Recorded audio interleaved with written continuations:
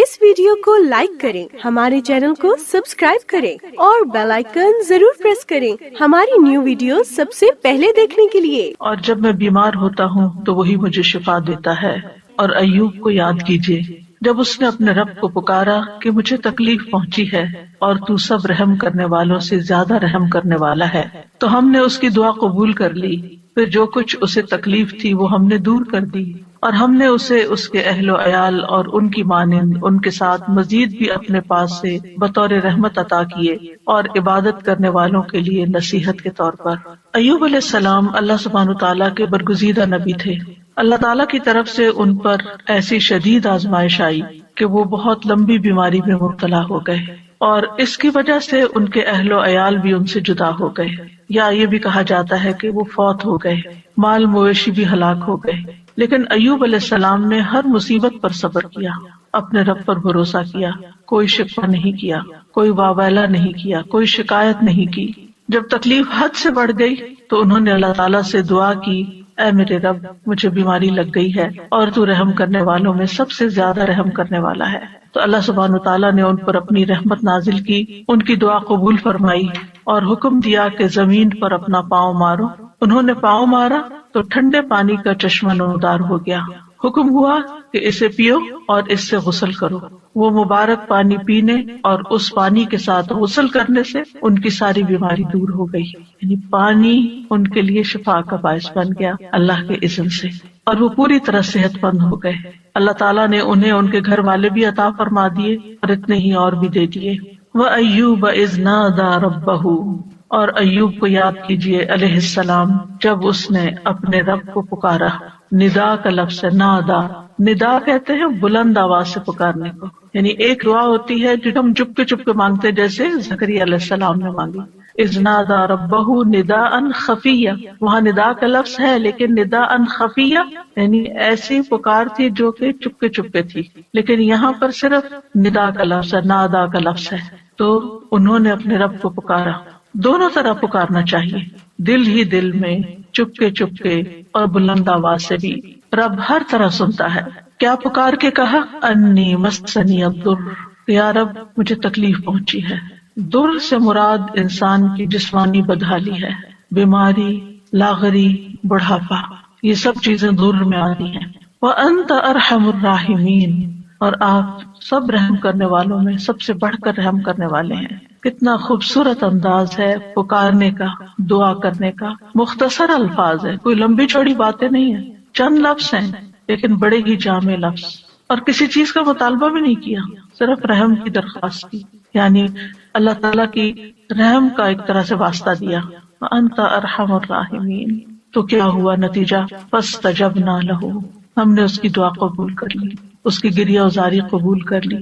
فکشفنا بہ من ضر، اور جس تکلیف میں ہم نے اسے مبتلا کیا تھا اس سے عافیت عطا کر دی۔ وآتیناہ اہلہ ومثلہم معہم، اور جس طرح انہیں پہلے اللہ تعالیٰ نے اہل و عیال اور مال و دولت اور صحت اور عافیت عطا کی تھی، وہ سب چیزیں اللہ تعالیٰ نے لوٹا دی، بلکہ اور بھی زیادہ عطا کی، اور دنیا کی نعمتوں کے ساتھ اس صبر پر آخرت کے بڑے اجر و ثواب کا بھی وعدہ کیا۔ اللہ تعالیٰ نے ایک دوسرے مقام پر ایوب علیہ السلام کے صبر کی تعریف کی ہے، انا وجدناہ صابرا نعم العبد انہ اواب، بے شک ہم نے اسے صابر پایا۔ اللہ نے گواہی دے دی کہ وہ صبر کرنے والے تھے۔ ہم صبر بھی کرتے تو بعض اوقات ایسی تکلیف میں ہوتے ہیں کہ سوچتے ہیں پتہ نہیں یہ بھی صبر ہے یا نہیں، یعنی ہمارا صبر بھی صبر ہے یا نہیں، اس میں بھی ڈاؤٹ ہو جاتا ہے۔ تو اللہ سبحانہ تعالیٰ نے ان کے صبر کو مان لیا کہ صابر ہیں۔ نعم العبد، کتنا اچھا بندہ۔ تو اس سے پتہ چلتا ہے کہ صبر کرنے والا، غم سے گزرنے والا جب صبر کرتا ہے تو اللہ تعالیٰ کا محبوب بن جاتا ہے، اور ساتھ ہی یقیناً وہ بہت رجوع کرنے والا تھا۔ یعنی اس کا یہ مطلب نہیں کہ پہلی دفعہ وہ دعا کر رہے تھے یا پہلی دفعہ وہ رب کی طرف انہوں نے رغبت کی تھی اتنے سال کی بیماری گزار کر، اور پہلے انہوں نے کبھی نہیں پکارا تھا۔ انہ اواب، وہ بہت زیادہ رجوع کرنے والے تھے رب کی طرف، بہت زیادہ اپنے رب کو پکارنے والے تھے۔ پھر فرمایا رحمتا من عندنا، انہوں نے ارحم الراحمین کہا تو یہاں پر اللہ تعالیٰ نے ان کو اپنی رحمت سے نوازا، رحمتا من عندنا، اپنے پاس سے رحمت عطا کی۔ اور یہ رحمت کیا تھی؟ اول شدید بیماری اور تکلیف اور آزمائش کے ساتھ ان پر رحم کیا، پھر انہیں صبر کی توفیق دے کر ان پر رحم کیا، پھر دعا قبول کر کے ان پر رحم کیا، پھر دعا قبول کرنے کے بعد صحت کے ساتھ اور مال و دولت وغیرہ لوٹایا اس کے ساتھ. تو یہ سب کچھ اللہ تعالیٰ کی عظیم رحمت تھی، رحمتا من عندنا.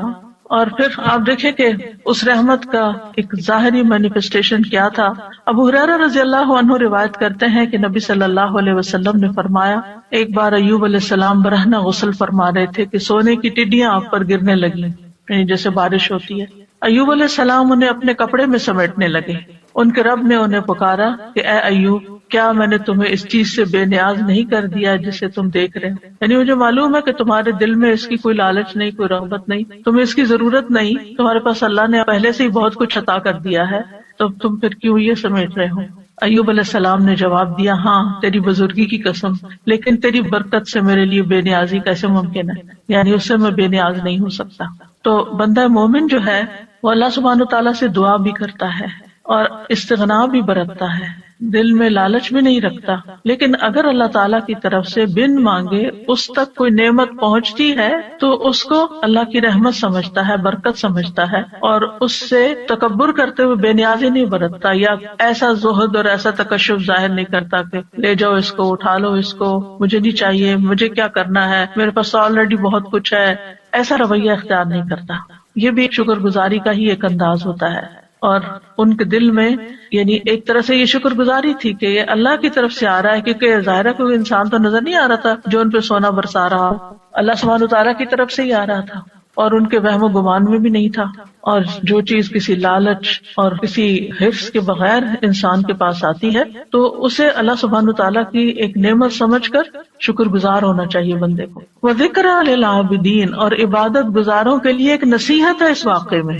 یعنی عموماً جو عبادت گزار لوگ ہوتے ہیں اگر ان کی دعا قبول نہ ہو تو بعض اوقات وہ مایوس ہونے لگتے ہیں، اتنی دعا کی پھر کچھ نہیں ہوا، یا پھر یہ کہ بعض اوقات عبادت کی وجہ سے شیطان دل میں ایک عجیب سا خیال ڈال دیتا ہے کہ تم تو بہت نیک ہو اور تمہارا دنیا سے کیا تعلق ہو، اور انسان صرف دنیا کو کرٹیسائز ہی کرتا رہے اور دنیا کو برا بھلا ہی کہتا رہے. تو ایسا نہیں ہے، یعنی عبادت اور اللہ کی نعمت دونوں جمع بھی ہو سکتی ہیں، جیسے ایوب علیہ السلام پر جمع ہوئی تھی کہ وہ عبادت گزار تھے، اواب تھے، بہت زیادہ اپنے رب کو پکارتے تھے، اس کی طرف رجوع کرتے تھے. اور اواب جو ہوتا ہے صرف دعا نہیں کرتا بلکہ نماز اور دیگر نیک اعمال کے ساتھ اپنے رب کی طرف رجوع کرتا ہے. اور اس میں اگر اللہ سبحانہ تعالیٰ بندے پر اپنی رحمت فرماتا ہے، صحت دیتا ہے، طاقت دیتا ہے، تو ایسے میں وہ مزید شکر گزار ہوتا ہے. تو اس واقعے میں عبادت گزاروں کے لیے ایک نصیحت ہے کہ اگر بیماری آ جائے، اگر تکلیف آ جائے تو پھر کیا کرنا چاہیے. اگر مختلف چیزوں کے ذریعے انسان کی آزمائش ہو تو پھر کس طرح صبر کیا جائے، اللہ تعالیٰ کے سامنے کیسے فریاد پیش کی جائے، اور پھر جب اللہ تعالیٰ انعام فرمائے تو کس طرح بہیو کیا جائے. کیونکہ بعض لوگ تکلیف میں تو اللہ تعالیٰ کی طرف رغبت کرتے ہیں، لیکن جب تکلیف دور ہو جاتی ہے تو پھر کیا کرتے ہیں، بھول جاتے ہیں، اور پھر وہ اس کو اپنا کارنامہ بتانے لگتے ہیں کہ میں نے ایسا کیا اور ویسا کیا، یہ ایکسرسائز کی اور یہ دوا کھائی اور یہ طریقہ اختیار کیا تو اس وجہ سے مجھے یہ شفا ہوئی ہے، اور اللہ تعالیٰ کو اس میں سے نکال دیتے ہیں. تو بندہ مومن کسی حال میں بھی، چاہے صبر ہو یا شکر ہو، وہ دونوں کیفیات میں رب ہی کے ساتھ جڑا رہتا ہے. ایوب علیہ السلام کا واقعہ حدیث میں تھوڑی تفصیل کے ساتھ بھی آتا ہے. انس بن مالک کہتے ہیں کہ رسول اللہ صلی اللہ علیہ وسلم نے فرمایا، بے شک اللہ کے نبی ایوب علیہ السلام اپنی آزمائش میں 18 برس بیمار رہے، 1-2 دن نہیں، 18 سال. قریبی اور دور کے لوگوں نے انہیں چھوڑ دیا، ساتھیوں نے چھوڑ دیا، البتہ ان کے بھائیوں میں سے یعنی دینی بھائیوں میں سے 2 آدمی صبح و شام ان کے پاس آتے جاتے رہے. تو ایک دن ایک اپنے دوسرے ساتھی کو کہنے لگا، کیا تو جانتا ہے اللہ کی قسم ایوب نے کوئی ایسا گناہ کیا ہے جو جہان والوں میں سے کسی نے نہیں کیا؟ اس پر اس کے ساتھی نے کہا، وہ کون سا؟ اس نے کہا، دیکھو 18 سال ہو چکے ہیں، اللہ نے اس پر رحم نہیں کیا کہ اس کی آزمائش اس سے ہٹا دے. کیونکہ بعض اوقات عبادت گزاروں کی جب آزمائش لمبی ہو جاتی ہے تو لوگ باتیں بنانا شروع کر دیتے ہیں کہ یہ تو بہت دین والے ہیں، اور یہ تو قرآن والے ہیں، اور یہ تو بہت نمازی ہیں، اور حج عمرے کرتے ہیں، اور پھر دیکھو ان کے ساتھ کیا ہو رہا ہے. تو ان کے اوپر بھی اسی طرح کی بات ہوئی.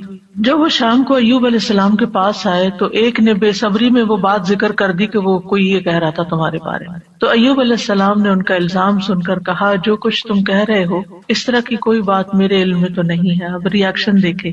ہاں اتنا ضرور ہے کہ اللہ تعالیٰ جانتا ہے کہ 2 آدمیوں کے پاس سے میرا گزر ہوتا تھا جو آپس میں جھگڑ رہے ہوتے تھے. وہ دونوں ہی اللہ کا نام لیتے تھے. پھر میں اپنے گھر واپس آتا اور ان دونوں کی طرف سے کفارہ ادا کرتا اور اس بات کو ناپسند کرتا کہ وہ ناحق اللہ کا نام لے رہے ہیں. یعنی یہ مجھے اچھا نہیں لگتا تھا کہ وہ اللہ کا نام لے کے لڑ رہے ہیں تو میں ان کی بخشش کے لیے صدقہ کر دیتا تھا کہ ان کی پکڑ نہ ہو اس پر. یعنی ایسے نیک انسان. بہرحال ایوب علیہ السلام کی آزمائش اور بیماری ایسی تھی کہ جب وہ قضاء حاجت کے لیے باہر جاتے اور فارغ ہو جاتے تو ان کی بیوی ان کو ہاتھ سے پکڑ کر سہارا دیتی تھی حتیٰ کہ وہ واپس اپنی جگہ پر پہنچ جاتے. یعنی اتنے کمزور اور لاغر ہو گئے تھے. ایک دن وہ لیٹ ہو گئے اور ان کی بیوی ان کے انتظار میں رہی اور اللہ نے ایوب کی طرف وحی کی ارکز برجلک، یعنی باہر ہی گئے ہوئے تھے تو وہیں پر ارکز برجلک ھذا مغتسل بارد وشراب، اپنا پاؤں مارو، یہ نہانے کا ٹھنڈا اور پینے کا پانی ہے. ادھر ان کی بیوی سمجھ رہی تھی کہ وہ دیر کر رہے ہیں، یعنی اپنی حاجت سے فارغ ہونے دیر ہو رہی ہے اور وہ ذرا ہٹ کے کھڑی ہوں گی اور انتظار کر رہی تھی. جب وہ واپس پلٹے تو اللہ نے ان کی تمام بیماریاں دور کر دی اور وہ بہت حسین لگ رہے تھے. جب ان کی بیوی نے ان کو دیکھا تو پہچان نہ سکی. پوچھا اللہ تمہیں برکت دے، کیا تم نے اللہ کے نبی جو بیمار ہیں انہیں دیکھا؟ اللہ کی قسم جب وہ صحت مند تھے تو تم سے سب سے زیادہ مشابہت رکھتے تھے. تو انہوں نے کہا میں وہی ایوب ہوں. یعنی اتنی دیر میں ہی تکلیف دور ہو گئی. اور کس سے؟ پانی سے. ایوب علیہ السلام کے 2 کھلیان تھے، ایک گندم کا تھا اور ایک جو کا. اللہ نے اس پر 2 بادل بھیجے. ایک بادل گندم والے کھلیان پر آ کر سونا برسانے لگا حتیٰ کہ وہ سونا بہنے لگا، اور دوسرا جو کے کھلیان پہ آ کے چاندی برسانے لگا یہاں تک کہ چاندی بہنے لگی. اس طرح اللہ نے ان کو مال بھی دیا اور دولت کثیر بھی دی، یعنی ان کی نعمتیں پہلے سے بھی زیادہ ہو گئی. اگرچہ 18 سال کی آزمائش تھی. اس دوران وہ اللہ کے نبی بھی رہے. یعنی اللہ تعالیٰ نے اس بیماری کے باوجود ان سے ان کی ذمہ داری نہیں لی بلکہ اس کو ادا کرتے رہے. اور ایک وفادار بیوی تھی اور 2 دینی ساتھی تھے جو آتے جاتے تھے، باقی سب چھوڑ گئے تھے. چونکہ اس کے آخر میں آیا ہے کہ ذکر للعابدین، اس کہانی میں، اس واقعے میں عبادت گزاروں کے لیے، نیک لوگوں کے لیے ایک بڑی نصیحت ہے کہ اگر تکلیف آئے اور آزمائش آئے تو پھر کرتے کیا ہے. اس سے یہ بھی پتہ چلتا ہے کہ آزمائش نبی اور غیر نبی دونوں پر آ سکتی، کیونکہ ہمارے ذہن میں یہ خیال ہوتا ہے کہ جو نیک لوگ ہیں ان پر آزمائش نہیں آ سکتی. نہیں، سب پر آ سکتی. انبیاء بھی آزمائے جاتے ہیں، بلکہ انبیاء کی آزمائش زیادہ ہوتی ہے، اور پھر جو ان سے قریب تر ہوتے ہیں، یعنی جتنے نیک ہوتے ہیں اس کے مطابق. اور پھر یہ ہے کہ جب تکلیف آئے تو وابالہ کرنے کی بجائے انسان کو صبر سے کام لینا چاہیے. اور پھر یہ کہ اللہ تعالیٰ دعا قبول کرتا ہے جب انسان اللہ کے خوبصورت ناموں یا صفات کے ساتھ گریہ وزاری کرتا ہے. اس سے مصیبت دور ہوتی ہے، اور مصیبت آنے پر اس کے گزر جانے کا انتظار کرنا چاہیے، اور انسان کو حوصلے میں رہنا چاہیے کہ آج تک جتنی تکلیفیں آئی سب چلی گئی، یہ بھی ایک وقت آئے گا تو چلی جائے گی. کوئی بھی مصیبت ہمیشہ کے لیے نہیں باقی رہتی. اور یہ بھی یاد رہے کہ جو شخص تکلیف پر صبر کرتا ہے اللہ تعالیٰ اس کو دنیا میں بھی انعام سے نوازتا ہے، اور آخرت کا اجر تو اس کے لیے لکھا ہی جاتا ہے. اور ہمیشہ انسان اپنے آپ کو اس تکلیف کے وقت یاد دہانی کراتا رہے کہ فَإِنَّ مَعَ الْعُسْرِ يُسْرًا، إِنَّ مَعَ الْعُسْرِ يُسْرًا، بے شک ہر مشکل کے ساتھ ایک آسانی ہے، بے شک اسی مشکل کے ساتھ ایک اور آسانی ہے. رسول اللہ صلی اللہ علیہ وسلم نے فرمایا مدد صبر کے ساتھ ہے اور کشادگی تنگی کے ساتھ ہے، اور بے شک ہر مشکل کے ساتھ ایک آسانی ہے، بے شک اسی مشکل کے ساتھ ایک اور آسانی. بس انسان کی نگاہیں ہوں جو اس آسانی کو ڈھونڈنے والی ہوں. صرف انسان تکلیف پر نظر نہ رکھے بلکہ اس کے ساتھ انسان کو جو مزید چیزیں غور و فکر کرنے، سوچنے اور سمجھنے اور اپنے عمل میں تبدیلی لانے کا ایک موقع ملا ہے، اللہ کی طرف سے توفیق ملی ہے، اس کو بھی انسان ضرور ذہن میں رکھے. دوسری آیت جو ہے وہ ہے وَإِذَا مَرِضْتُ فَهُوَ يَشْفِينِ، اور جب میں بیمار ہوتا ہوں تو وہی مجھے شفا دیتا ہے. یعنی بیماری میں انسان کو اس چیز کا یقین رکھنا چاہیے کہ شفا صرف اللہ کے ہاتھ میں، اور وہ شفا دے تو پانی کے ساتھ بھی دے دیتا ہے. یہ دعا اور یہ قول ابراہیم علیہ السلام کا ہے جو قرآن مجید میں آیا ہے. سورۃ الشعراء کی آیت نمبر 80 ہے کہ ابراہیم علیہ السلام نے اپنے والد اور اپنی قوم کے سامنے توحید کی دعوت پیش کی تھی اور اللہ تعالیٰ کا تعارف کروایا تھا انہی الفاظ میں کہ الذی خلقنی فہو یہدینی والذی هو یطعمنی ویسقینی واذا مرضت فہو یشفینی. اسی نے مجھے پیدا کیا ہے، وہی مجھے راہ دکھائے گا، وہی مجھے کھلاتا ہے، وہی مجھے پلاتا ہے، جب میں بیمار ہو جاتا ہوں تو وہی مجھے شفا دیتا ہے. یعنی شفا صرف اور صرف اللہ کے ہاتھ میں ہے، وہی شفا دیتا ہے. انسان کو اچھی طرح یقین ہونا چاہیے. اس لیے جب بیماری آئے، جب تکلیف آئے تو پہلا دھیان اللہ کی طرف جائے، پہلا خیال اللہ کی طرف جائے، ڈاکٹر کی طرف نہیں، دوا کی طرف نہیں، لوگوں کی طرف نہیں. اور اس پر اپنے آپ کو ٹیسٹ کیا کریں. اگر کہیں چوٹ لگتی ہے، اگر کہیں درد ہوتی ہے، اگر کہیں کوئی بھی چیز پیش آتی ہے، ایک دم گلا پکڑا جاتا ہے کچھ، تو کیا خیال آتا ہے کہ اس سے نجات اور خلاصی کیسے ہوگی، اب کیا کروں؟ کیونکہ انسان فوراً اس کا توڑ سوچتا ہے نا کہ یہ مشکل آ گئی، اب اس کا توڑ کیا ہو، اب میں کیا کروں؟ تو سب سے پہلے اللہ سے دعا. اللہ تعالیٰ کا نام بھی شافی، یہاں شافی کہہ کے پکار سکتے ہیں. اللہ شفا تیرے ہاتھ، یا رب تو مجھے شفا دے. جو اپنی زبان میں، عربی میں، اردو میں، انگلش میں، جس میں بھی پہلے اللہ کو پکارے. اللہ تو اس کی صحت کے اسباب پیدا کرتے، تو یہ آسانی پیدا کر دے. حضرت عائشہ کہتی ہیں کہ رسول اللہ صلی اللہ علیہ وسلم دم کرتے ہوئے یہ دعا پڑھا کرتے تھے: امسح البأس رب الناس بیدک الشفاء لا یکشف الکرب الا انت. اے لوگوں کے رب، تکلیف کو دور کر دے، شفا تو تیرے ہی ہاتھ میں ہے، تیرے سوا اس کو دور کرنے والا اور کوئی نہیں.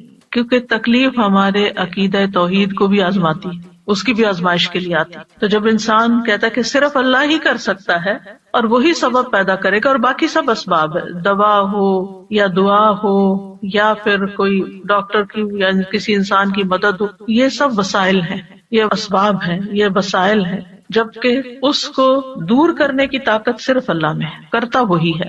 تو آپ دیکھیے کہ ابراہیم علیہ السلام کا یہ ادب ہے، اور وہ کہتے ہیں کہ بیماری اور شفا دونوں اللہ ہی کی طرف سے ہے، لیکن بیمار ہونے کی نسبت انہوں نے اپنی طرف کی ہے کہ جب میں بیمار ہوتا ہوں، یعنی بیمار کرتا تو اللہ، لیکن جب میں بیمار ہوتا ہوں فہو یشفین، تو وہ مجھے شفا دیتا ہے.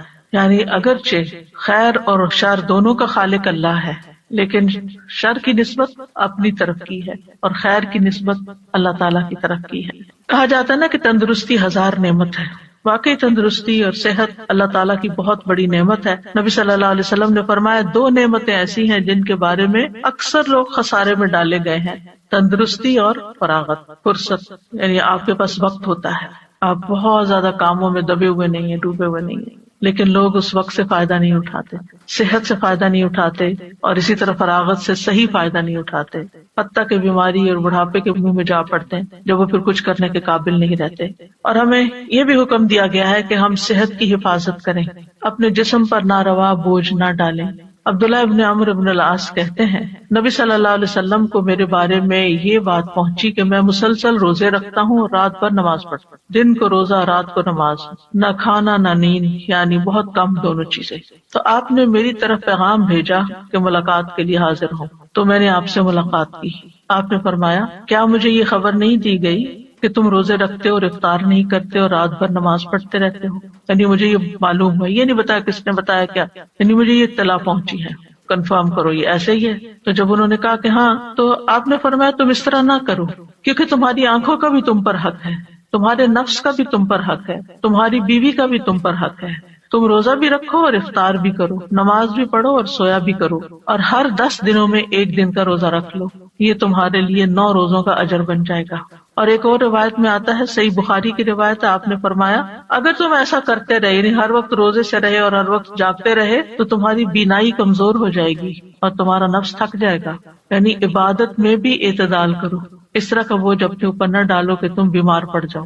تو اس سے کیا پتہ چلتا ہے اس حدیث سے کہ ہمارا دین ہمیں اعتدال سکھاتا ہے، اور یہ سکھاتا ہے کہ ہم اپنی جان کا بھی حق ادا کریں، اپنے گھر والوں کا بھی حق ادا کریں، اور اپنے جسم کا، آنکھوں کا اور باقی تمام چیزوں کا. اسی طرح ایک حدیث سے ہمیں یہ پتہ چلتا ہے کہ نیک انسان کے لیے صحت مالداری سے زیادہ بہتر ہے. یعنی صحت جو ہے یہ بڑی دولت ہے مال سے بھی. تو اس لیے مال کماتے ہوئے بھی انسان کو اپنی صحت برباد نہیں کرنی چاہیے. عبداللہ بن خبیب اپنے چچا سے روایت کرتے ہیں کہ ہم لوگ ایک مجلس میں تھے کہ رسول اللہ صلی اللہ علیہ وسلم ہمارے پاس تشریف لائے.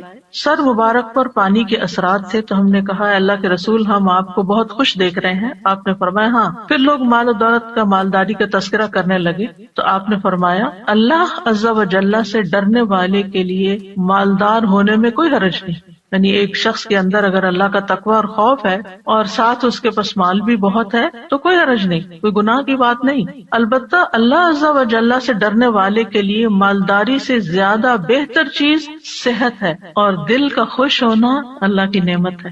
یعنی اگر انسان صحت مند ہے اور اس کے دل میں بھی اطمینان ہے اور وہ خوش ہے تو یہ بہت بڑی نعمت ہے۔ آج آپ دیکھیں کہ بعض لوگ دنیاوی اعتبار سے بہت کامیابیاں حاصل کر لیتے ہیں، بڑے بڑے ریکارڈ توڑ لیتے ہیں، لیکن پھر کیا ہوتا ہے اس کے بعد جو ایک دم ڈپریشن کا شکار ہوتا ہے۔ آج ہی میں ایک نیوز دیکھ رہی تھی تو اس میں ایک بہت ہی مشہور کھلاڑی ہے، بے شمار اس کے فینز ہیں، نام میں نہیں لوں گی، لیکن اس نے کہا کہ میں کھیل رہا تھا اور کھیلتے کھیلتے میں گول کر رہا تھا اور ایک دم مجھ پہ ڈپریشن کا اٹیک ہوا اور اس کے بعد میں پیچھے پیچھے پیچھے پیچھے گرتا چلا گیا۔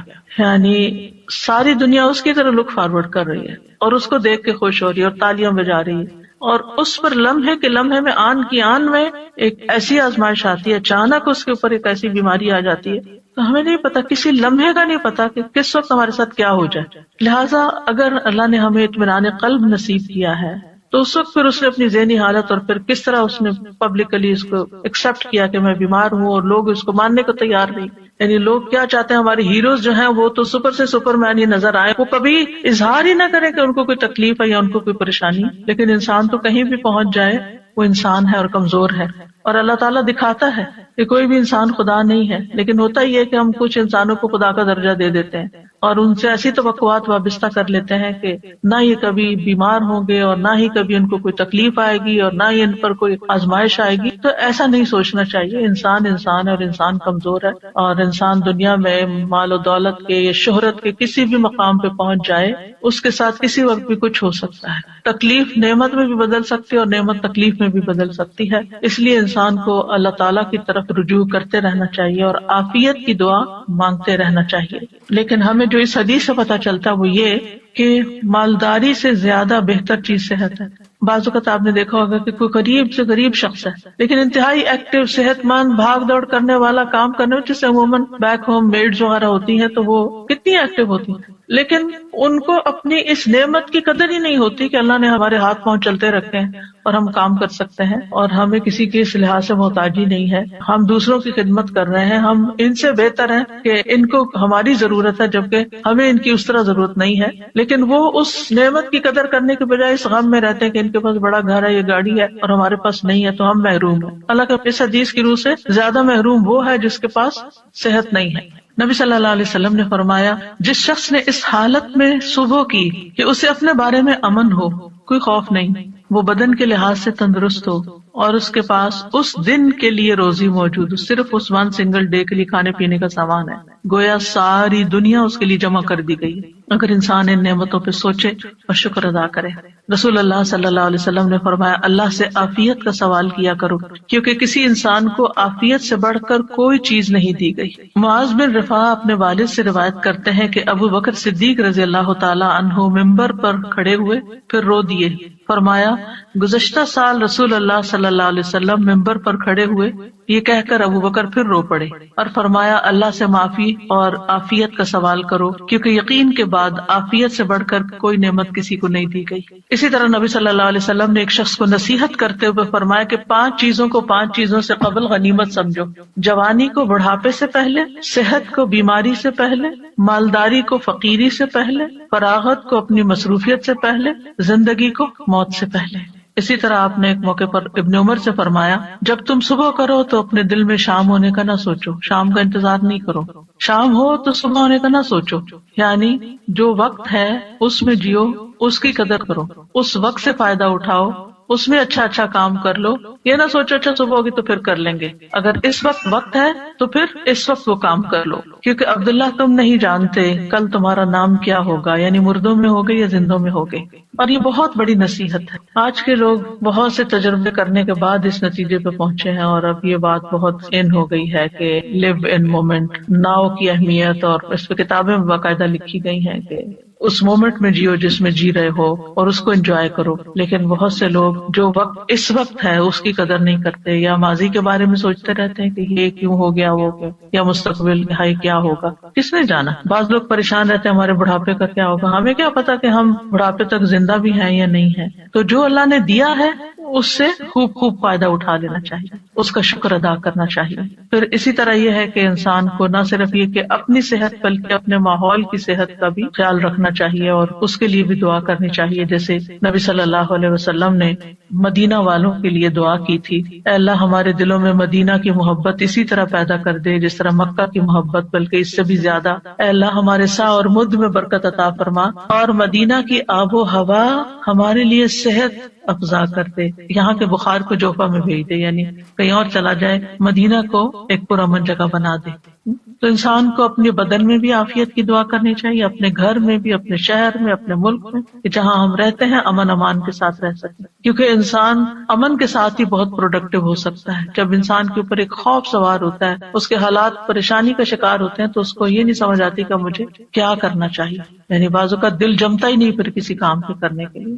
پھر اس بات کو یاد رکھنا چاہیے کہ بیماری کا آنا اللہ کی طرف سے ایک امتحان ہوتا ہے. اللہ تعالیٰ کسی وقت کسی کو بھی آزما سکتا ہے.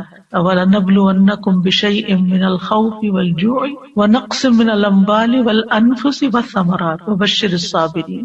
ہم ضرور تمہیں خوف، فاقے، نیز جان و مال اور پھلوں کے خسارے میں مبتلا کر کے تمہاری آزمائش کریں گے. تو اس میں جان جو ہے اس کی آزمائش میں صحت کی آزمائش بھی شامل ہے، یعنی جان جانے کے علاوہ دنیا میں رہتے ہوئے انسان بیمار رہے. پھر یاد رکھیے کہ تکلیف اور بیماری انبیاء کو بھی آ سکتی، جیسے ہم نے ایوب علیہ السلام کے بارے میں پڑھا کہ 18 سال بیمار رہے. اور اسی طرح رسول اللہ صلی اللہ علیہ وسلم کو بھی کئی دفعہ بخار آیا. ابو سعید کہتے ہیں کہ وہ رسول اللہ صلی اللہ علیہ وسلم کے پاس آئے، آپ بخار میں مبتلا تھے، آپ پر چادر تھی، انہوں نے اپنا ہاتھ چادر پہ رکھا، کہا کہ اللہ کے رسول آپ کا بخار بہت سخت ہے. آپ نے فرمایا بے شک ہمارا حال اسی طرح ہوتا ہے، ہم پر آزمائش سخت ہوتی ہے اور ہمیں اجر بھی دگنا دیا جاتا ہے. یعنی ایک عام بندہ جس چیز سے آزمایا جاتا ہے، ایک دین والا اور پھر خاص طور پہ نبی، اس سے بڑی آزمائش میں مبتلا کیا جاتا ہے، کیونکہ جس کا درجہ جتنا بلند ہوتا ہے اس کی آزمائش بھی اتنی بڑی ہوتی ہے. انہوں نے پوچھا اللہ کے رسول صلی اللہ علیہ وسلم لوگوں میں آزمائش کے لحاظ سے سخت کون ہوتا ہے؟ آپ نے فرمایا انبیاء. کہا پھر کون؟ فرمایا علماء. کہا پھر کون؟ فرمایا نیک لوگ. یعنی جیسے جیسے آپ کے درجے ہوں گے اسی حساب سے آزمائش ہوگی. اس لیے اگر کسی کے اوپر کوئی تکلیف بڑی آ جاتی ہے تو وہ تب بھی اللہ سے اچھا گمان رکھے کہ اگر اللہ نے مجھے دوسروں کے مقابلے میں زیادہ آزما لیا تو اس کا مطلب یہ ہے کہ اللہ تعالیٰ کی مجھ پہ نظر کرم ہے. اور فرمایا کہ ان میں سے کسی کو جوؤں سے آزمایا جاتا، یہاں تک کہ وہ اسے قتل کر دیتے. یعنی اتنی جوئیں پڑتی اور وہ صاف ہوتی ہی نہیں، نکالتے ہوں گے پھر اور پڑ جاتی، پھر اور پڑ جاتی، خون ہی چوس جاتی ہوں گی. اور ان میں سے کسی کو فقر کے ساتھ آزمایا جاتا، یہاں تک کہ وہ چھوٹی سی قمیص کے سوا کچھ نہ پاتا، چنانچہ وہ اسے ہی پہن لیتا. اور ان میں سے کچھ آزمائش پر بہت خوش ہوتے ہیں بنسبت اس شخص کے جو کچھ دیے جانے پہ خوش ہوتے ہیں. یعنی اللہ کے نیک بندوں کی ایک پہچان یہ بھی ہے کہ جب ان پر کوئی تکلیف آتی ہے تو پریشان ہونے کی بجائے وہ اللہ سے راضی ہو جاتے ہیں کہ اللہ نے مجھے اس کے لیے چنا، مجھے اس قابل سمجھا تو اس لیے مجھ پر یہ امتحان ڈالا. یعنی عافیت تو مانگنی چاہیے، لیکن مانگنے کے باوجود اگر اللہ تعالیٰ آزما لیتا ہے تو ناراضگی کی کوئی گنجائش نہیں. مثلاً ایک انسان نیک کام کر رہا ہوتا ہے لیکن ابھی اس کا وہ درجہ نہیں اونچا گیا، وہ گراف ابھی نیچے ہی ہے، کہ یکایک ایسی مصیبت آتی ہے کہ جس پہ صبر کی وجہ سے وہ اعلیٰ ترین درجے پہ پہنچ جاتا ہے، اور اگر وہ صبر نہیں کرتا تو پہلے سے بھی نیچے آ جاتا ہے. انبیاء کو 2 آدمیوں کے برابر بخار ہوتا ہے. پھر آپ دیکھیے کہ مسلمان کو جب کوئی کانٹا بھی چبھتا ہے تو پھر اس کے ذریعے اللہ تعالیٰ اس کے گناہوں کو ایسے دور کرتا ہے جیسے سوکھے درخت سے پتے جھڑ کے اس کو صاف کر دیتے ہیں. مریض کے لیے خوشخبریاں بھی ہیں. اب اپنی کوئی نہ کوئی بیماری تکلیف یاد کر لی، کیونکہ آج کل تو ہر شخص کسی نہ کسی بیماری میں کہیں نہ کہیں مبتلا رہتا ہی ہے، اور وہ بہت بودر بھی کرتی ہے بعض اوقات کہ کب میری جان چھوٹے گی اس سے، اور یہ کیوں ہے، اور مجھے اتنی دوا کھانی پڑتی ہے، اور باقی لوگ بغیر دواؤں کے بھاگے دوڑے پھرتے ہیں. تو انسان بلا وجہ اپنے اوپر ایک شیطانی وسوسوں کی وجہ سے بوجھ محسوس کرنے لگتا ہے. لیکن یاد رکھیے کہ اللہ تعالیٰ جس کے ساتھ بھلائی کا ارادہ کرتا ہے اس کو مصیبت میں مبتلا کر دیتا ہے. یہ صحیح بخاری کی روایت ہے. من یرد اللہ بہ خیرا یصب منہ. کیونکہ اس تکلیف اور اس آزمائش اور اس سپن کے اندر سے گزر کے بندہ نکھر جاتا ہے یا پھر پلٹ جاتا ہے. تو یہ جو نکھار ہے نا اور یہ چمکاؤ جو ہے انسان کے دل کے اندر اور انسان کی پرسنالٹی میں، یہ مشکل سے گزر کر ہی آتا ہے. ام سلمہ کہتی ہیں کہ میں نے رسول اللہ صلی اللہ علیہ وسلم کو فرماتے ہوئے سنا، جب اللہ بندے کو کسی مصیبت کے ساتھ آزماتا ہے اور وہ اپنی حالت اور کیفیت کی بنا پر اسے ناپسند کرتا ہے تو اللہ تعالیٰ اس تکلیف کو اس کے گناہوں کا کفارہ اور اسے پاک کرنے کا سبب بنا دیتا ہے، جب تک کہ وہ لاحق ہونے والی تکلیف کو اللہ کے علاوہ کسی اور در پر پیش نہیں کرتا، یعنی اسے دور کرنے کے لیے غیر اللہ کو نہیں پکارتا، اللہ ہی کو پکارتا، اللہ ہی سے دعائیں مانگتا ہے. تو مومن کو تو ایک کانٹا بھی چپ جائے تو اس پر بھی اللہ سبحانہ و تعالیٰ اس کا گناہ معاف کر دیتا ہے. ابو سعید کہتے ہیں کہ آدمی نے رسول اللہ صلی اللہ علیہ وسلم سے پوچھا کہ ہمیں جو بیماریاں لگتی ہیں یہ بتائیے کہ ان پر ہمارے لیے کیا ہے. آپ نے فرمایا یہ بیماریاں گناہوں کا کفارہ بن جاتی ہیں. ابی ابن کعب نے عرض کیا اگرچہ بیماری چھوٹی ہو، آپ نے فرمایا اگرچہ ایک کانٹا ہی چپ جائے یا اس سے بھی کم. بعض اوقات آپ نے دیکھا ہوگا کہ آپ گارڈننگ کر رہے ہوتے ہیں یا پھول توڑنے لگتے ہیں، کوئی سبزی توڑنے لگتے ہیں، تو آپ کے ہاتھ میں چھوٹا سا نظر نہ آنے والا چھوٹا سا کانٹا چپ جاتا ہے. اب وہ نظر بھی نہیں آتا لیکن اس کی چبھن اور اس کی بودریشن اور اس کی تکلیف ایسی ہوتی ہے کہ انسان کسی پل اس کو بھولتا نہیں، یعنی اسے بے چین رکھتا ہے. وہ اس پر بھی اجر ہے لیکن اس وقت اجر بھول جاتا ہے، بس تکلیف ہی یاد رہتی، اور اس کے بدلے اللہ تعالیٰ انسان کے درجات بلند کر دیتا ہے. سادہ جی مجھے خیال آیا کہ اجر کے لیے شاید ہم اتنے حریص نہیں ہیں، ہم اس کو اتنا اس طرح مٹیریلائز کر کے نہیں دیکھتے. جیسے کانٹے چبھنے اور اس کی بات کی نا آپ نے، مجھے خیال آیا کچھ لوگ اپنی مالی مجبوری کی وجہ سے جا کے بلڈ اپنا بیچتے ہیں، یعنی پنچ کرا کے بلڈ نکلواتے ہیں، کوئی ویکنس ہوتی ہوگی یا کوئی آرگن بیچ دیتے ہیں، کوئی اس طرح کا چیز ہوتی ہے. تو وہ ان کے سامنے وہ مالی فائدہ ہوتا ہے جسے وہ ان کو زیادہ چاہیے ہوتا ہے، تو وہ اپنے جسم کا ایک حصہ یا جسم کا خون بیچ دیتے ہیں. لیکن انسان کے اوپر اچانک سے کوئی آزمائش آ جاتی ہے تو اس وقت وہ چیز نظر نہیں آ رہی ہوتی نا کہ اس کے بدلے اجر ملنے والا کیا ہے. جیسے پڑھا بھی ہے، حدیث میں بھی ہے، یقین بھی ہے، لیکن شاید ہماری وہ لیول آف ہرس نہیں ہے کہ ہم پھر اس پہ اس وقت صبر کر جائیں. اصل میں جب آخرت کو سامنے رکھ کے انسان جیتا ہے نا تو چیزیں اور طرح نظر آتی ہیں، پھر ہر چیز کے بارے میں انسان مختلف طریقے سے سوچتا ہے، نگاہ ہی بدل جاتی ہے. وہ آزمائشوں کو مختلف طرح دیکھتا ہے، وہ نعمتوں کو مختلف طرح دیکھتا ہے، وہ مال کو کسی اور طرح دیکھتا ہے، وہ زندگی کے منصوبے کسی اور طرح بناتا ہے، اس کی پلاننگ کچھ اور ہوتی ہے، پورا پرسپیکٹو چینج ہو جاتا ہے. سادہ جی ہم نے اکثر دیکھا جب ہم مریض کے پاس ہوتے ہیں اور ہم کس قسم کی باتیں کر رہے ہوتے ہیں. کئی لوگوں کو تو مریض کی عیادت کے آداب بھی نہیں آتے اور الٹا ان کو وہ ڈی موٹیویٹ کر کے اٹھتے ہیں کئی مرتبہ.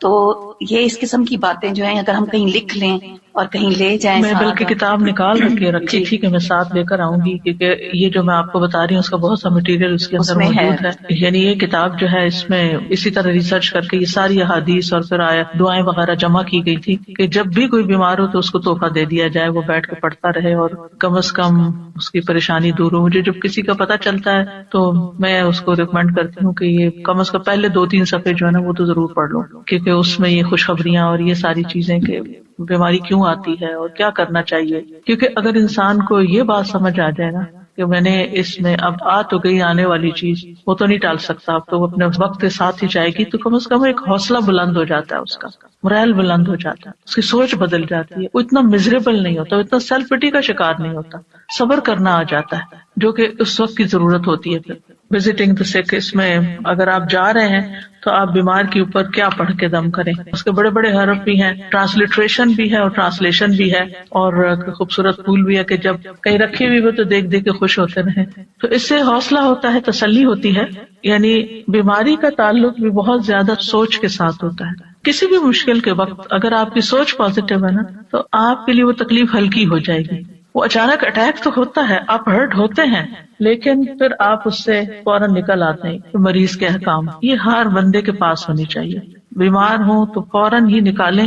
اور پھر اس میں کچھ فقہی چیزیں بھی ہیں، یعنی کہ وضو کیسے کریں، تیمم کیسے کب کریں، اور طریقہ تیمم کا، اور نماز کی رخصت کھڑے ہو کے نہیں تو بیٹھ کے کیسے پڑھیں، لیٹ کے کیسے پڑھیں، اور پھر اس روزے کے بارے میں، پھر اگر حج میں کچھ چیزیں ہو جائیں ایسی تو پھر کیا کریں، اور پھر وینٹیلیٹر کے اوپر یا خودکشی والے کے ساتھ کیا کریں، پھر کچھ مسنون چیزیں جو ہیں، اور پھر آخر میں اس میں بھی دعائیں ہیں. یہ دعائیں جو اس میں ہیں اس کے اندر بھی آخر میں ڈالی ہوئی ہیں، کیونکہ بعض اوقات انسان کو اپنے پہ دم خود کرنا ہوتا ہے یا کسی اور پہ کرنا ہے یا پھر عافیت کی دعائیں ہیں تو وہ ساری اکٹھی کر دی گئی.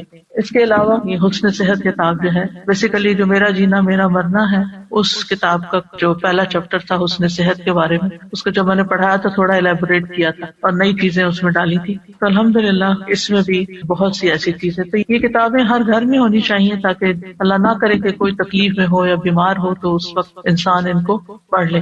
میں نے تو اپنے دائیں ہاتھ کے پاس رکھی ہوئی ہے تاکہ وقتاً فوقتاً پڑھ کے اپنی سوچوں کا علاج بندہ کرتا رہے, اپنا مورال بہتر کرتا رہے, کیونکہ بیماری تو بیماری ہوتی ہے لیکن اس کے اندر جو پریشانی اور جو نیگیٹو تھنکنگ اور شیطان کے وساوس وہ انسان کو زیادہ بیمار کر دیتے ہیں. اور جب انسان کو یہ ہوتا ہے کہ بیماری اللہ کی رضا کا سبب بھی بن جاتی ہے تو انسان کے لیے حوصلہ ہو جاتا ہے. وہ کیلنڈر بھی اسی مقصد کے لیے بنایا تھا کہ ڈاکٹرز کی ٹیبل پر ہو, کیونکہ ہوتا یہ ہے کہ جب ڈاکٹر کی ٹیبل پہ کوئی چیز بھی رکھی ہوتی ہے نا تو مریض جب بیٹھا ہوتا ہے تو ادھر ادھر کچھ نہ کچھ پڑھتا رہتا ہے, تو اس دن کا ڈیٹ بھی ہو اور پھر ساتھ وہ حدیث بھی پڑھ لیں. میں نے رکھا ہوا مین روم, اس کو بدلتی رہتی ہوں, آتے جاتے پڑھتے رہتے ہیں. بالکل.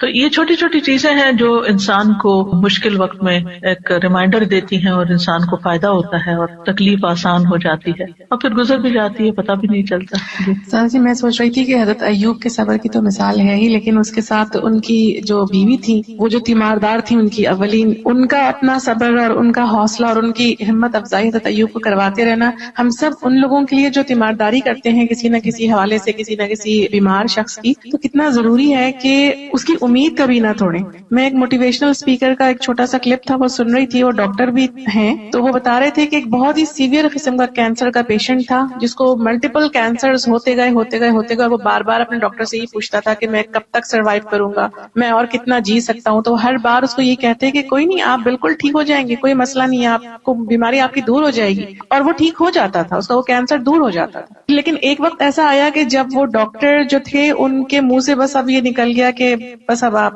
دعا کیجئے, اب ہم کچھ نہیں کر سکتے. یعنی اس کی امید ختم ہو گئی, اور وہ اس کی امید کا ختم ہونا تھا کہ وہ خود بھی ختم ہو گیا.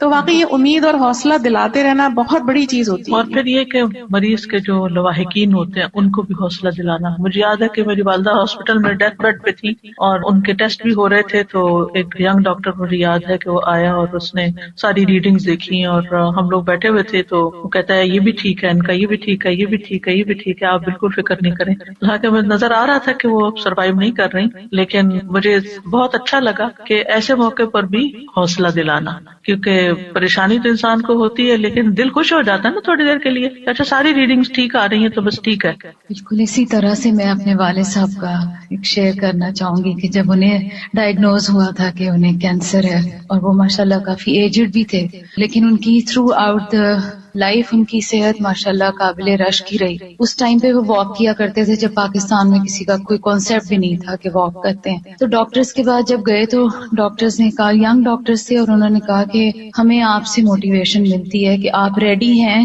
کیمو کروانے کے لیے بھی. حالانکہ ان کی جو ایج تھی وہ ریکمینڈ نہیں کرتے تھے. تو میرے ابا جی کہتے تھے کہ نہیں الحمدللہ میں کر سکتا ہوں. اور مجھے ایک دفعہ جب ان کا فون کال یہاں پر آیا, کیونکہ جب میں انہیں کال کرتی تھی تو شاید وہ نہیں مجھے مل رہے تھے, اور جب وہ مجھے کال کرتے تھے تو میں نہیں مل رہی تھی, تو میرے پاس ان کا ریکارڈنگ میں آیا کہ بیٹے پنجابی میں انہوں نے مجھے کہا کہ میں تمہارا ابو سرور احمد بات کر رہا ہوں, اور تم میرے لیے پریشان نہ ہونا, میں اللہ کی رضا پہ راضی ہوں, اور میں ساری زندگی بہت اچھی گزری الحمدللہ, اور مجھے کوئی شکوہ کسی سے نہیں, تو میں فیس کروں گا اس کو. اور وہ اس سے کافی بہتر بھی ہو گئے الحمدللہ.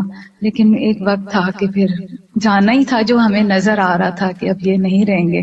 تو میں نے انہیں کہا کہ ابا جی آپ مجھے کچھ لکھ کے تھے کہ مجھے پتا تھا کہ اب یہ نہیں رہیں گے. تو انہوں نے مجھے کہا کہ بیٹا میرا قلم ساتھ نہیں دیتا, ہاتھ ساتھ نہیں دیتا. تو میں نے کہا نہیں آپ مجھے کچھ لکھ کے دیں. تو انہوں نے مجھے ایک چھوٹا سا لیٹر لکھ کے دیا جس میں میں محسوس کر رہی تھی کہ ان کا ہاتھ کانپ رہا ہے اور ان کا قلم واقعی ساتھ نہیں دیتا, لیکن اس میں جو دعائیں تھیں وہ میرے دل پہ لکھی ہوئی ہیں. الحمدللہ اللہ پاک ان سب کی مغفرت کرے, ہمیں ان کے لیے صدقہ جاریہ بنا دے.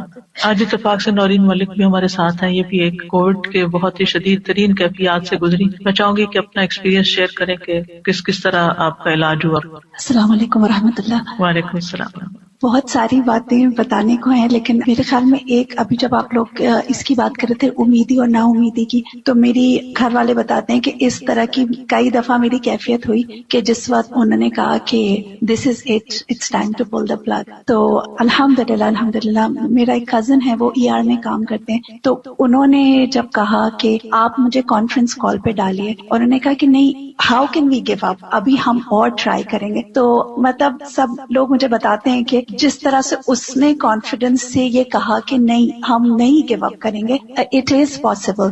حالانکہ وہ جو ٹیم تھی انہوں نے پورے گھر والوں کو بلا لیا تھا، اور انہوں نے کہا تھا کہ آپ کو جس کو بلانا ہے، جس کو کرنا ہے، آپ بلا لیجئے، اب there is nothing more that we can do. تو یہ میرا یہ والا جو کزن تھا، اس نے کہا نہیں، how can you just give up like that. ہم اللہ تعالیٰ سے امید کرتے ہیں اور ہم ابھی بھی کوئی نہ کوئی تو حل ڈھونڈیں گے. تو میرے خیال میں جو یہ ساری بات ہو رہی ہے نا کہ دا پازیٹیوٹی، ایک پرسن کی پازیٹیوٹی کہ نہیں، اللہ پہ توکل کر کے ہم کچھ نہ کچھ تو ڈھونڈیں گے، ہم اپنی طرف سے چھوڑ نہیں دیں گے. آپ اس دن بتا رہی تھی کہ پتہ نہیں کتنا عرصہ آپ کو ایک سائڈ پہ رکھا تھا. اچھا، اس طرح سے تھا کہ مجھے میرا ہارٹ اور لنگ دونوں ہی کام کرنا بند ہو گیا تھا. تو ایک ایکمو مشین ہے جس پہ ہارٹ اور لنگ دونوں، وہ مشین میرے لیے کام کر رہی تھی. تو ایسا تھا کہ اس میں چونکہ میں خود نہیں موو کر سکتی تھی تو ان کو کروٹ بدلنا ضروری ہوتا تھا. لیکن ایسا تھا کہ جب وہ میری کروٹ بدلتے تھے تو میرے سارے وائٹل ایک دم سے گر جاتے تھے. تو وہ اس وجہ سے it was impossible for them to change my کروٹ. تو وہ ایک ہی سائڈ پہ زیادہ رہے، تو میرے bed sores everything right side پہ زیادہ ڈیولپ ہوئے. تو بعد میں جب میں جاتی تھی اسی ہاسپٹل تو مجھے کہتے تھے کہ the nurses didn't take very good care of you, they should have turned you around. بتا رہی تھی نا باقی سارے زخم ٹھیک ہو گئے، سر کا ابھی بھی کچھ باقی ہے. جی تو وہ ہے کچھ چیزیں. اب جیسے میرے خیال میں یہ ضرور کہوں گی کہ اتنی ساری چیزیں میرے ساتھ اتنی زیادہ میراکولس ہوئی ہیں کہ گنتی ہی نہیں کر سکتی میں. ایک ایگزامپل میں یہ دے دیتی ہوں کہ جب میں ٹھیک ہو گئی تھی، میں پہلی اپنی پلمونالوجسٹ کے پاس وزٹ کے لیے گئی تھی، تو اس نے مجھے میرا اگست کا لنگ ایکس رے دکھایا تو وہ پورا وائٹ تھا، پورا وائٹ، یعنی پورا ڈیزیزڈ ہو چکا تھا. اور اتنا سے ایک پینی سائزڈ حصہ تھا جو رہ گیا تھا، تو یعنی پورا ڈسٹریکٹ ہو چکا تھا. اور میرے اندر لنگز میں ایئر ببلز تھے. تو وہ بہت پریشان تھے اس بات سے کہ یہ ببلز برسٹ اگر ہو گئے تو کیا ہوگا. جب 2 مہینے کے بعد اپنا نیکسٹ اسکین کیا انہوں نے تو شی واز امیزڈ، کہنے لگی کہ یہ خود سے ریزالو ہو گئے، ہمیں نہیں پتا. It was always an option کہ وہ کہتے تھے کہ آپ تھوڑا سا بہتر ہو جائیں گے تو ہمیں سرجیکلی انٹروین کرنا پڑے گا، یا تو لنگ ٹرانسپلانٹ کرنا پڑے گا، یا ہم پوری سرجری کی ٹیم بٹھائیں گے کہ ہم کس طرح سے ان کو ریزالو کریں. تو جو اس نے 2 مہینے بعد میرا اسکین دیکھا، اس نے کہا اٹس انبلیویبل، اور مجھ سے پوچھ رہی تھی، کہنے لگی تمہیں احساس نہیں ہو رہا تھا کہ جب تمہارے لنگ پہ پریشر کم یا زیادہ ہو رہا ہے؟ تو میں نے کہا نہیں، it was just a miracle. اسی طرح ایک انہوں نے مجھے چیسٹ ٹیوب ڈالی ہوئی تھی، and for the longest time وہ صبح میں پوری ٹیم ہوتی تھی، وہ جو میرے سامنے ڈسکشن کر رہی ہوتی تھی، وہ کہتے ہوتے تھے اگر ہم نے یہ ٹیوب نکال دی تو یہ کولیپس ہو جائے گی. اور وہ فیصلہ نہیں کر پا رہے تھے کہ اس ٹیوب کو ہم کیسے نکالیں، کیا کریں. تو 3-4 ہفتے تک میں ایک ICU میں، پھر دوسرے اس میں، پھر تیسرے، انٹل کہ انہوں نے مجھے وارڈ میں شفٹ کر دیا without taking out the tube. اور انہوں نے کہا کہ ہم نہیں انٹروین کر سکتے، we are too scared. And سبحان اللہ، it was such a miracle کہ جس دن انہوں نے مجھے موو کیا، میں وارڈ میں پہنچی تو جو میری نرس تھی وہ آئی مجھے دوا دینے کے لیے. تو اس نے یوں جھک کے نیچے دیکھا اور اس نے کہا تمہاری چیسٹ ٹیوب یہ ہے، زمین پہ رکھی ہوئی ہے. تو کہنے لگی how did it come out? تو میں نے کہا فرشتوں نے نکالا مجھے. تو مطلب یعنی کہ وہ ڈاکٹرز نہیں فیصلہ کر پا رہے تھے کہ ہم کیسے کریں. اینڈ وہ جسٹ لٹرلی میراکولسلی وہ ڈراپڈ آؤٹ. انہوں نے فوراً سرجری کی ٹیم بتائی سب کچھ. وہ مجھ سے پوچھے تھے یہ کیسے ہوا؟ میں نے کہا آپ بتائیں کیسے ہوا. اٹ واز سرجیکلی سوچرڈ ان، مطلب وہ سلی ہوئی تھی اندر. دیر واز نو وے کہ کوئی ہیومن بھی اس کو ایسے کھینچ کے نکال دے. لیکن جب انہوں نے مجھے شفٹ کیا تو وہ ٹیوب خود سے زمین پہ تھی. I mean was one of those things کہ وہ فیصلہ ہی نہیں کر پا رہے تھے اگر ہم نے کیا تو اس کے ساتھ کیا ہوگا. تو وہ میں یہی کہہ سکتی ہوں، اللہ تعالیٰ نے زندگی لکھی ہو تو پھر جی شفا اللہ دیتا ہے. جی بالکل. اس طرح کی چھوٹی چھوٹی بہت ساری باتیں میرے بیک پہ نہ موو کرنے کی وجہ سے اتنا، یعنی 6 inches wide, 6 inches deep, 6 inches اندر ٹنل کیا ہوا اتنا بڑا زخم تھا جس کی وجہ سے میں ہل نہیں سکتی تھی. میں جب ڈاکٹر سے پوچھتی تھی یہ کتنے دن میں ہیل ہوگا تو مجھے کبھی کوئی ٹائم لائن نہیں دیتے تھے. وہ ہمیشہ کہتے تھے یہ جب ہوگا تو ہوگا. اینڈ جب میں ریہیب میں تھی وہ نرسز میری ڈریسنگ چینج کرتی تھی with in a period of 2 wax. 6 inches से वो 2 इंचेस हो गया, और वो देखते थे और वो कहते थे we have never seen this kind of healing. आप करती क्या थी, कौन सी दुआएं पढ़ती थी? दुआओं पे मैं ये अभी आप जब हजरत अय्यूब की दुआ बता रही थी तो मैं ये बात बहुत सोच रही थी कि जब भी मैं पहले अपनी जिंदगी में ये वाली दुआ देखती थी ना, अल्लाहुम्मा अन्नी मस्सनी अद्दुर, तो मैं हमेशा ये सोचती थी कि ये दुआ कैसे हो सकती है कि अल्लाह ताला से आप कह रहे हैं कि मुझे तकलीफ हुई है, लेकिन जब मेरी आंख खुली तो मैं हिल नहीं सकती थी, मूव नहीं कर सकती थी, इतनी सारी ट्यूब्स थी। द ओनली दुआ that I could make was अल्लाहुम्मा अन्नी मस्सनी अद्दुर, कि मुझे तकलीफ है, मुझे ये नहीं पता था मैं किस चीज के लिए दुआ मांगूंगा, आंखें ठीक हो जाए, हाथ ठीक हो जाए, क्योंकि I couldn't move, I couldn't speak. मुझे पहली दफा एहसास हुआ कि जो लोग बात नहीं कर सकते हैं उनको कितनी बेचारगी का एहसास होता है, क्योंकि आई कुडंट टॉक, और वो ये भी नहीं उनको समझ आ रही थी कि ये बोलेगी तो कैसे हम क्या करें कि ये बोलना शुरू हो जाए, मैनी थिंग्स, मतलब। तो मुझे वो एहसास हुआ कि जो लोग हाथ ना हिला सकते हों उनको कैसा लगता होगा। अल्लाह ताला ने हमें कितनी नेमतें दी हैं। मैं हाथ उठा के पानी नहीं पी सकती थी, मैं उनको इशारे से कहती थी कि मुझे पानी दे दें, तो उनको समझ नहीं आती थी। फिर वो किसी तरह पानी का ग्लास करीब आया तो मैं उठा नहीं सकती थी, उठाया मुंह में डाला तो मैं स्वॉलो नहीं कर सकती थी। तो आई वाज जस्ट थिंकिंग कि एक पानी का ग्लास पीना, हम कितना नॉर्मली उठाया और पी लिया, लेकिन आप उठा ना सके, मुंह तक ले जा ना सके, उसको डाल ना सके, और मुंह में चला भी गया तो फिर उसको स्वॉलो ना कर सके। एक एक्ट में अल्लाह ताला की कितनी रहमतें हैं और नेमतें हैं, हम कितनी दफा अल्हम्दुलिल्लाह कहीं। अल्हम्दुलिल्लाह, मतलब I mean I have a list of जो मिरेकल्स हैं। मेरे ख्याल में इसमें मैं ये जरूर कहूंगी कि मैं लोगों को ये कहती हूँ कि मैं तो मौजज़ा हूँ दुआओं का, लेकिन जिन लोगों ने मेरे लिए दुआ की है उन्होंने कितनी तड़प के मांगी थी कि अल्लाह ताला ने सबकी दुआ मेरे लिए कबूल की है। अल्हम्दुलिल्लाह। जज़ाकल्लाह खैर। सईद कहते हैं कि मैं सलमान के साथ किंदा में एक मरीज की आदत के लिए गया। जब वो मरीज के पास आए तो उन्होंने कहा खुश हो जाओ। अब अगर हम किसी मरीज को कहें खुश हो जाओ तो वो आगे से शायद माइंड ही कर जाए, लेकिन साथ ही उन्होंने ये कहा कि बेशक मोमिन के मर्ज को अल्लाह ताला कफारे और अपनी रजा का सबब बना देते हैं, और फाजिर का मर्ज ऐसा है जैसे कि ऊंट कि उसके मालिक ने उसे बांध दिया, उसके बाद छोड़ दिया और उसे खबर नहीं कि क्यों बांधा और क्यों खोला, क्यों हंका दिया। फिर इसी तरह आग के अजाब का बदल बनने के लिए भी बीमारी आती है, यानी आखिरत के अजाब से बचाव के लिए। अबू हुरैरा से रिवायत है कि रसूलुल्लाह सल्लल्लाहु अलैहि वसल्लम एक मरीज की तीमारदारी के लिए तशरीफ ले गए जिसे बुखार था। मैं भी आपके साथ था। आपने उसे फरमाया खुश हो जाओ, बेशक अल्लाह ताला फरमाते हैं ये बुखार मेरी आग है जिसे मैं अपने बंदे पर दुनिया में मुसल्लत कर देता हूँ ताकि उसकी आखिरत वाली आग के अजाब का बदल बन जाए। इसलिए बुखार को कभी बुरा भला नहीं कहना चाहिए, नहीं, दुनिया का बुखार आखिरत के अजाब से बचाव का जरिया बन जाता है। फिर इसी तरह आम दिनों में इंसान जो नेक अमल करता रहता है, बीमारी में अगर नहीं कर सकता तो वो उसके लिखे जाते हैं। नबी सल्लल्लाहु अलैहि वसल्लम ने फरमाया दिन भर का कोई अमल ऐसा नहीं जिस पर मुहर न लगाई जाती हो। चनाचे जब मुसलमान बीमार होता है तो फरिश्ते अर्ज करते हैं, ए अल्लाह, ए हमारे रब, तूने फलां बंदे को रोक दिया, यानी अब वो ये नहीं कर सकता जो पहले हर रोज करता था। रब अज़्ज़ा व जल फरमाता है कि उसके तंदुरुस्त होने तक जैसे वो अमाल करता है उनकी मोहर लगाते जाओ, या ये कि वो फौत हो जाए तो फिर और बात है। यानी बीमारी में उन सारे अमाल को उसके लिए मोहर लगाते जाओ, यानी उन्हीं अमाल को रेप्लिकेट करते जाओ कि गोया कि वो कर रहा है। रसूलुल्लाह सल्लल्लाहु अलैहि वसल्लम ने फरमाया जब कोई बंदा बीमार होता है या सफर में जाता है तो उसके वो तमाम अमल लिख दिए जाते हैं जो वो हालत क़याम और ज़माने तंदुरुस्ती में किया करता था। और दुनिया में जिन पे तकलीफ आती है अगर वो सब्र करे तो क़यामत के दिन उनको मिलने वाले अजर को देखकर लोग तमन्ना करेंगे काश हमारी जिल्दें कैंचियों से काट दी जाती। फिर इसी तरह बाज़ बीमारियों में जब लोग फौत हो जाते हैं तो शहादत का सवाब मिलता है। रसूलुल्लाह सल्लल्लाहु अलैहि वसल्लम ने फरमाया फी सबीलिल्लाह मारे जाने के अलावा 7 तरह की शहादत और है।